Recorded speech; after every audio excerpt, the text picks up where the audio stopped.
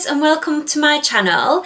In today's video I thought I would share with you my labour stories. So if you are a bit squeamish and you don't want to listen to anything that could be considered too much information, then turn off now. But if you would like to hear what I went through during both of my two labours, then please stick around and I will share with you my stories. So Penelope is now nearly 3 years old. When I was pregnant with her, I had hyperemesis and I was really sick, so I hated every minute of it. When she was due to be born, she was 10 days late when she eventually arrived. When it was 7 days overdue, I actually went for a stretch and sweep. I'm not going to go into the details of what happens. If you want to know what that is, then go and have a look online. There is lots of information out there. That did set things off. That was on the Wednesday. I had that done at midday and I started getting contractions all day long.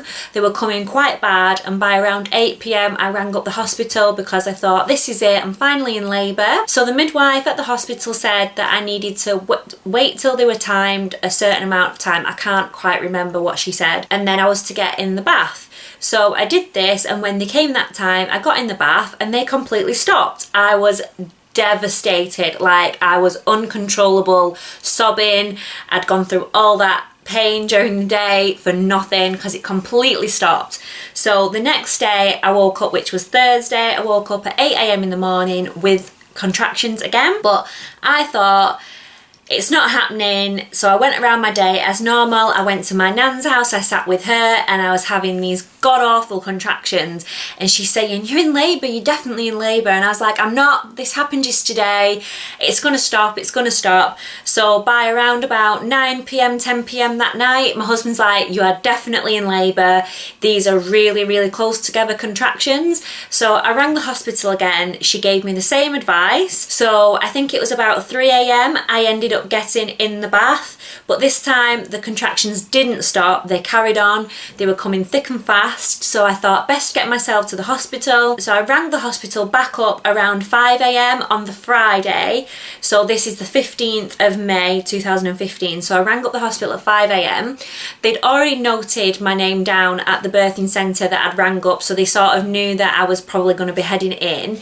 So when I rang her up, she said, I think you best come in, you do sound like you're really far along, let's get you in. So I got to the hospital about 5:30, 6ish. Went straight up to the birthing suite, which was absolutely lovely at my hospital. They had a big birthing pool and really nice room. When we got there, they checked me over and they said that I was only 2 centimetres dilated. I was like, are you actually serious? 2 centimetres?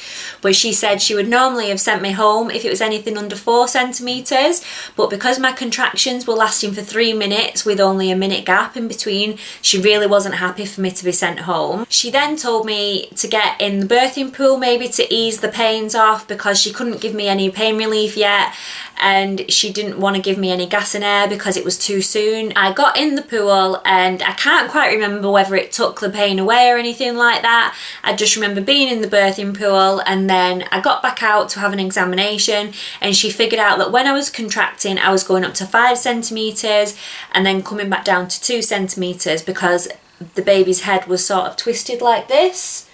So what she said to do was to lie on my side, but because the contractions were so close together and so long, she said that she would give me pethidine so that I could relax and lie on my side because she was worried that I was going to get too exhausted. So we did that. The pethidine sort of knocked me out a little bit. I did keep coming round when I was having the contractions, but I can't really quite remember what happened during the day. And then when I came round from the pethidine later on at night, she said to me to get back in the pool again and we'll see how things go. And then this was where things went a little bit crazy because I was having really bad contractions still. I was on gas and air, and then my waters broke in the pool, but there was meconium in the water. They had to get me out really quick and they were trying to take my blood, and I was kind of, when I look back now, it's just all a blur. I just said I remember everyone going chaotic. There was quite a few people in the room, and all I was saying is I want an epidural. Why is no one giving me this epidural? I can't go any longer. I need an epidural. So they were saying, right, if you're having an epidural, we're going to have to take you downstairs to delivery because you can't be in the birthing suites for epidurals. So I'm like, I don't care, just get me this epidural, I need it. And I was so exhausted because it had been nearly 2 days that I'd been having these contractions for at this point. So the midwife went to sort out the anaesthetist to get me an epidural. She come back and she said, if I check you and you're quite far gone, will you stay here and go naturally? So I said, if I'm 7 centimetres or more, I will stay here. So when she checked me, I was only 5 centimetres and I said, no, I need an epidural. So they took me down to the delivery suite, and when I got there, they said, we're really sorry, but in your bloods, they came up high white blood count, which means you have an infection. We can't give you an epidural. And I was absolutely devastated. I was like, you need to give me something else. You need to give me something else. I can't cope. So they gave me diamorphine, which kind of knocked me out a bit. My husband said that I was saying things about Corrie and just talking about random people. I really don't remember. And then I just remember trying to push and the midwife saying to me that if this baby's not out in the next hour, we're going to have to do some different measures like a cesarean or something. So I thought to myself, I am not going through a cesarean after going through all this labour. So we got up, I was walking around and doing squats to get the baby out, and I ended up giving birth 9 minutes later after she said that. It was 1:09 a.m. on the Saturday, so I had been in labour all in all 41 hours when I calculated how long I was in labour for, so it was a really long time. Penelope was healthy, everything was fine with her. We had to go onto the hospital ward, which was about 5 o'clock in the morning, and then I remember getting to the hospital ward 5 a.m. and at 5:30 they woke me up to take my blood pressure. Why? I don't know. I threw up everywhere, which was just awful.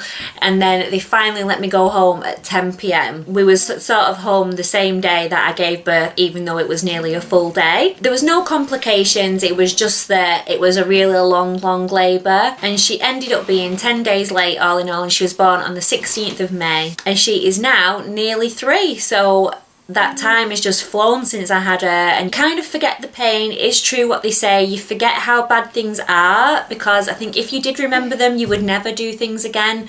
So you do kind of forget how bad it gets, but it is a pain that you can cope with. There is pain relief methods if you do need it, so don't ever feel guilty for asking. They're there for a reason. So that was my first labour. I was more scared of going through pregnancy again rather than actual labour again, because my pregnancy was so horrendous, and second time round wasn't really much better. This time I ended up being 13 days overdue with my little boy. So when I was 12 days overdue, I think when I was 10 days overdue, I had a stretch and sweep again, which didn't work. When I was 12 days overdue, I went in for my induction, and I went in at 11 a.m. When I went in, they said I may need to have the pessary, then I would have my waters broke, and it could take a couple of days even to get things going. So I was getting quite anxious, and when she checked me over, she said, we don't need to give you the pessary, you're 3 centimetres dilated, so you can go down and get your waters broke. So I thought, hey up, we're winning here already. I'm already more centimetres dilated than I was with Penelope. So we just had to wait for a delivery suite to open up, and we waited and we waited all day for this delivery suite, and I was so bored, and I was in quite a lot of pain because I had a lot of pressure. I was still walking around trying to get things going on my own. I was bouncing on that birthing ball trying to get things going, but nothing, it was not for coming out. So we ended up getting taken down to the delivery suite at 7 p.m, which was a very long wait, and they were just switching over midwives, so they said to me to wait until the new midwife came, rather than having to do two different midwives doing the job. So when she broke my waters, it was quite painful because my water was quite far back, and it was the weirdest sensation to have your waters broke, because last time they happened in the pool, so I didn't know what it actually felt like. It was just like someone chucked a big bucket of hot water down my legs, and it just kept coming and coming and coming, and my stomach went quite a lot flatter than what it was, so I must have been carrying a lot of water. It was around about 9 p.m. by the time that all of that had happened, because of getting all checked and getting things ready. Things just take the time. She said to me, what we do is we'll give you an hour, and then if nothing happens in the next hour, we will have to put you on the drip. She actually gave me until 11 p.m. and nothing was happening, so she put me on the drip. That's when all chaos just ensued. My contractions started pretty much straight away, and I was like, oh yeah, these are definite contractions, I remember these now. I had been doing hypnobirthing this time round to try and reduce my stress,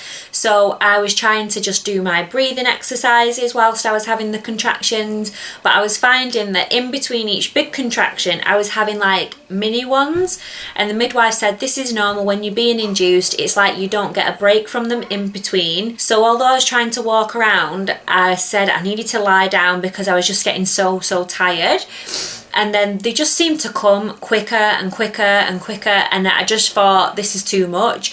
I asked for some gas and air, and I was like, is it too soon? Because it had literally been about 15 minutes and they were just coming one after the other, and the midwife said yes, that's fine to have gas and air now. And then even the gas and air wasn't taking the edge off, so my mum was there with me. She said, can she have diamorphine? I was worried that it was going to slow things down, but the midwife said usually it could have done, but because I was being induced it was likely that it wouldn't slow down. So this had been about 45 minutes at this point I'd been in labour. So she left the room to talk about the diamorphine with someone, and when she come back I just felt like I was having one long continuous contraction that was not stopping. The monitor had not been picking the baby's heart rate up for a while, so she tried to put the monitor back onto the baby on my stomach, but she couldn't find his heart rate, so she ended up pressing the emergency button on the wall, and she was just like, I'm just going to press this button here and a load of people are going to come in, but don't panic. And literally a load of people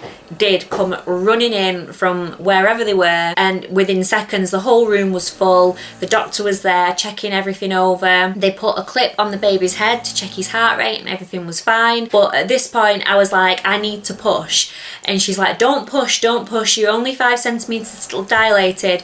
But in my hypnobirthing book it said that if you feel you need to push, you push, and I could feel it. I was like, I need to push. So the next second the midwife says, oh, I can see his head, and I thought it must have been a while, like a long time must have gone by, and it literally hadn't. He was born within an hour and 42 minutes of going on the drip. So from having a really long 41-hour build-up of labour with Penelope, I had an hour and 42 minutes with Henry, which I'm quite glad. It was a bit traumatic because the pain came so quick, but I was quite glad it was over with so soon. But the scary thing with Henry was afterwards, the placenta wasn't coming out and the contractions were still coming to get rid of the placenta, so there was like no let up from the pain. I thought she'd maybe misread my birthing plan because I'd put that I wanted the injection for the placenta to be released.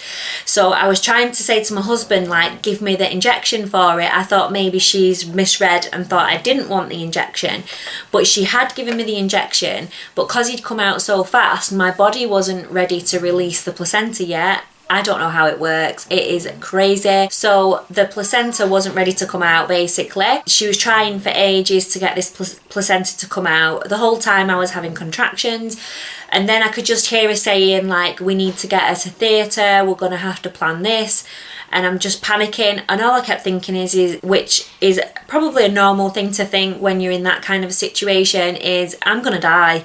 I just kept thinking, when I've read things about placenta, the placenta not detaching is reasons why women in the past used to die, and I just kept thinking, I'm gonna die in this labour, I'm gonna die, because I was in so much pain, and it's probably really irrational, but at that moment in time, that's how I felt. There was a woman there that she wasn't a midwife, she was just a helper on the ward. She said, why don't we try and get the baby to latch on and breastfeed? And I was in no state really to be holding the baby, but they latched him on. This lady helped, she held him there, and he literally took one suckle and my placenta just came out, and the relief that I felt was just amazing. But I was in a lot of pain afterwards. I had really bad after pains. My body went into shock.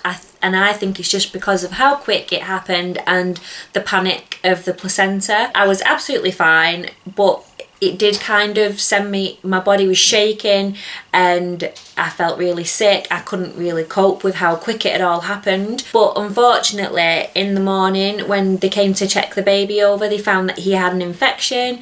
So we ended up staying in hospital for a week with him, having antibiotics and tests, which wasn't a nice experience, but it's over and done with, and they were really great with him. The midwives picked up this infection off the tiniest symptoms. Like, I would have never have known there was anything wrong with him, and they took really good care of him in hospital. I did get poorly whilst I was in hospital as well, and they took really good care of me, and I think that the midwives were really brilliant on the ward. They take on so much rubbish, it's unreal. Both of my labours were unique experiences, and they say no two children, no two births, no two pregnancies are the same.